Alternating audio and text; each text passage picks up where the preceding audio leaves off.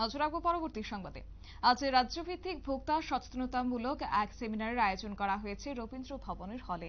কার্যত আজ শুধুমাত্র সেমিনারই নয়, একই সঙ্গে বিদ্যালয় এবং কলেজ স্তরে গঠিত কনজিউমার ক্লাবের শুভ সূচনার উদ্বোধন করা হয়েছে আগরতলা স্থিত রবীন্দ্র ভবন হলে, এবং যেখানে আজকের এই অনুষ্ঠানে বিশেষ অতিথি হিসেবে উপস্থিত ছিলেন মুখ্যমন্ত্রী ডক্টর মানিক সাহা, একই সঙ্গে ছিলেন মন্ত্রী সুশান্ত চৌধুরী সহ অন্যান্যরা। কি রয়েছে বিস্তারিত শুনুন। Food civil service and consumer affairs ডিপার্টমেন্টের শ্রীনিমল অধিকারী ডাইরেক্টর এখানে উপস্থিত আছেন এবং আমার সামনে জনপ্রতিনিধিগণ উপস্থিত আছেন। আমাদের কাউন্সিলর এবং কর্পোরেটররাও এখানে উপস্থিত আছেন এবং officials of food civil service and consumer affairs ডিপার্টমেন্টের এবং এবং ফ্ল্যাট বাড়ি থেকে আরম্ভ করে অনলাইন সামগ্রী আমাদের মাননীয় বিচারপতি বলেছেন এখানে বেশিরভাগ ক্ষেত্রে মানে প্রায়শই জায়গা থেকে আমাদের কাছে এই প্রতারণা শিকার হতে হয়েছে এবং বহু কেস আমাদের আছে। কাজে সব দিকে এর জন্যই কিন্তু এই সচেতনতা এখানে। এই কারণেই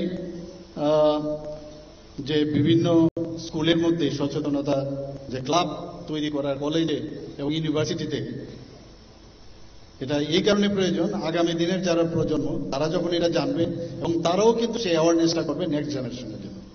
এই কারণেই আজকের এই যে আয়োজন। এখানে আমরা এখানে ইপিডিএস সিস্টেম চালু হয়েছে, আজকে আমাদের হাত ধরে এটা শুরু হলো এখানে, এবং এতে করে আগের যে রেশন কার্ড যেটা ছিল সেটা কিন্তু নষ্ট হয়ে যায়, কিন্তু এটা যেহেতু এত মানে পাকাপোক্তভাবে আজকে দেখলাম, আমি আমার নিজেরও প্রথমে আমাকে দিয়েছে, তো আমি ধন্যবাদ দেব যে এরকম একটা সুন্দর একটা কার্ড আমি পেয়েছি।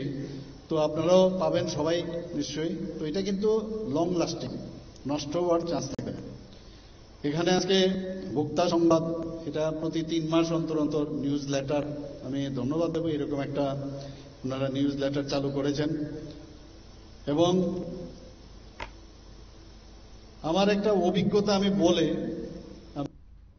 আপনারা শুনলেন মুখ্যমন্ত্রী মানিক সাহার বক্তব্য। আজ খাদ্য জনসংভরণ ও ক্রেতা স্বার্থ বিষয়ক দপ্তরের উদ্যোগে রাজ্য ভিত্তিক ভোক্তা সচেতনতামূলক সেমিনারের আয়োজন করা হয়েছে, যেখানে আজকের এই অনুষ্ঠানে উপস্থিত ছিল বিভিন্ন স্কুলের ছাত্রছাত্রীরা। নিয়ে নিচ্ছে ছোট একটি বিজ্ঞাপন বিরতির সঙ্গে থাকুন।